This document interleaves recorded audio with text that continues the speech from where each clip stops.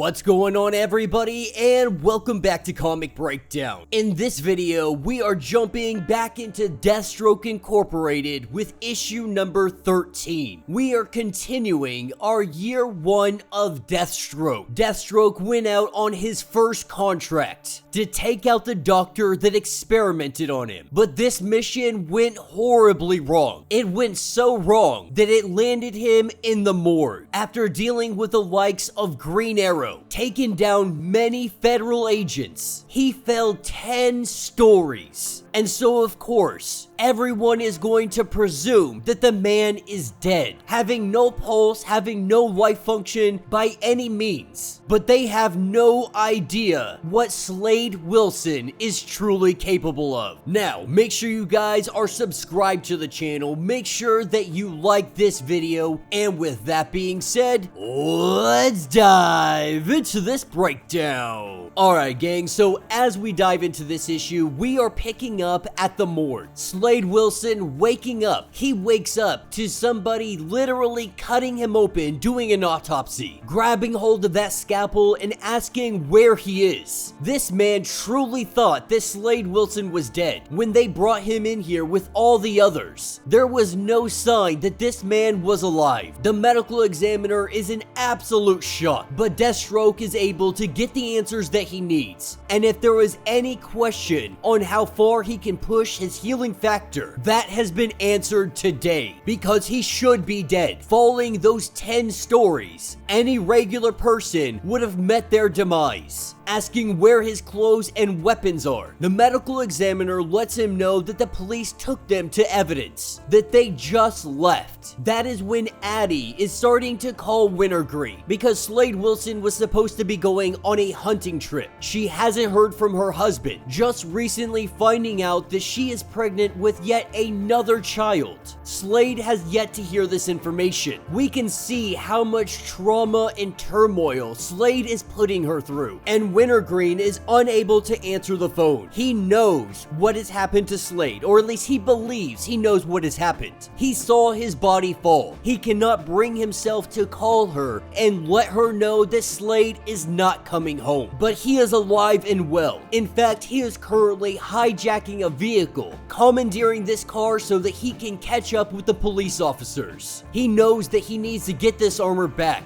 Get it back before it leads police back to Isherwood. That would lead back to him, to Addie. He doesn't want any of this blowing back on his family or anybody else. Catching up with this cop car, he knocks it off the road, careening off of the bridge, flipping upside down. Slade Wilson goes over to them and lets them know that he needs his armor, he needs his weaponry, that he will not hesitate to set this car ablaze with them inside. With him getting his equipment back, that is where he goes to Wintergreen. Wintergreen in a drunken stupor, trying to build up the courage to be able to tell Addie that Slade Wilson had died. It's obviously a huge shock to find him still alive. For Slade, he also thought that he was dead. That is, until he woke up naked on a metal slab in the corner about ready to slice him open. This is all because of the experiment. He knew that he had a healing factor. He's been stabbed, bruised, but he has never dealt with injuries like death. He never knew that it could bring him back after something like that. Wintergreen being drunk still, they pull a car over and he throws up. Slade saying that they need to figure out where Dr. Campbell went off to, because he still has a contract to fulfill. Wintergreen knows where he is. The two of them hitting a diner to get some coffee, get some food into Wintergreen's system. He was able to track a military chopper, the one that took the doctor. Calling in a few favors, it landed at a private airfield in Seattle. Shortly after its landing, there was another takeoff from the same airfield, headed for a military base in Bear Valley, California. He believes that Dr. Campbell is at that military facility. With Wintergreen believing that Slade Wilson was dead, he was going to complete the contract, because that $1 million,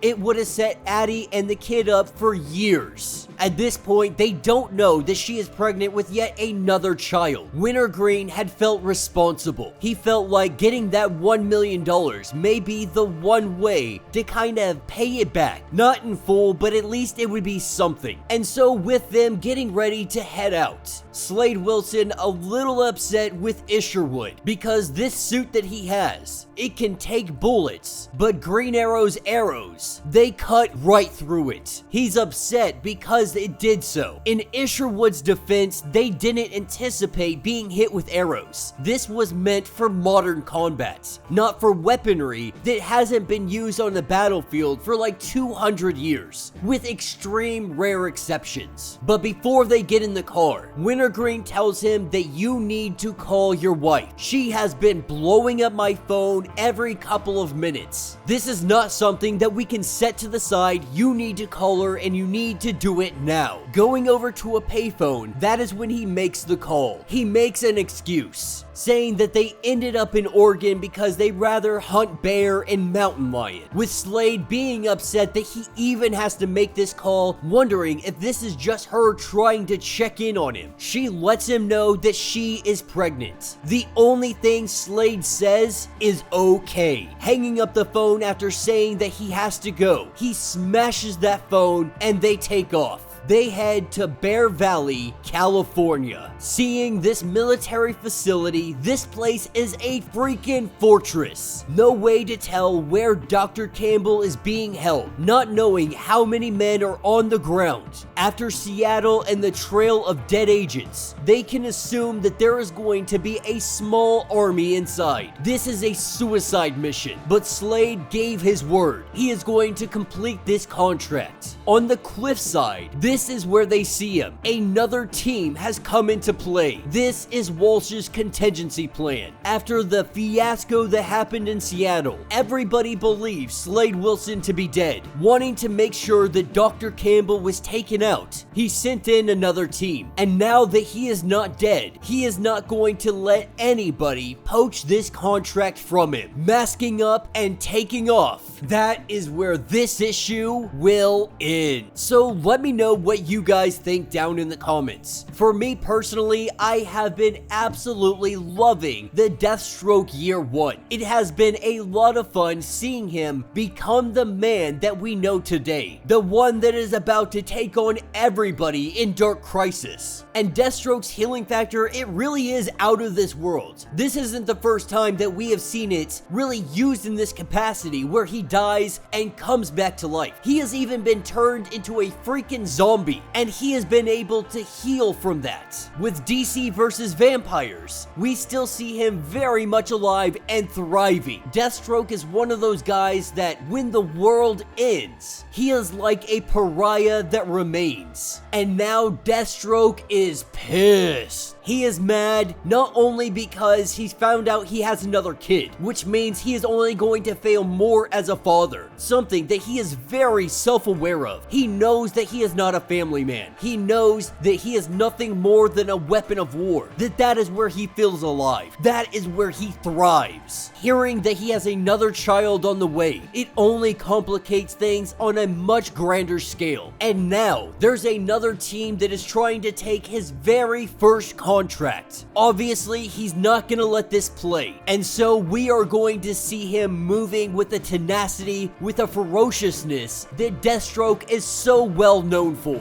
But let me know your thoughts, let me know your theories. If you would like to get caught up on everything going on with this series, be sure to check out the link in my description as well as the top of this video. It is gonna get you completely caught up on everything going on with Deathstroke Inc. If you would like to support the channel, you can always do so by subscribing to the channel membership, much like Patreon, having 5 different tiers from $1 to $50, from loyalty badges to getting free comics every single month. Not only does this help out the channel tremendously, but you are getting tons of perks in the process. Now, if you are unable to do this, do me a favor, subscribe to the channel, like this video, hit that notification bell, and with that being said, until the next breakdown.